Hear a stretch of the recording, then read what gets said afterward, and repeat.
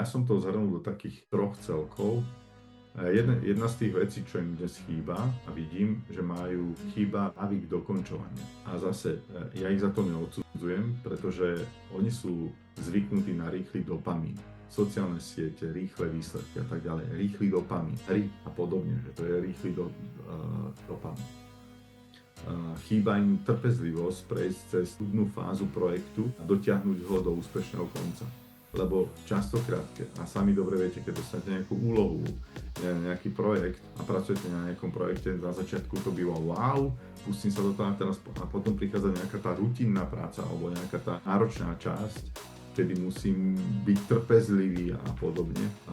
Toto im chýba. Ďalšia vec, ktorú vidím, je odolnosť voči tlaku. Pretože staršia generácia a staršie generácie zažili tvrdé facky, životné facky. Vedia, že po daždi vyjde slnko.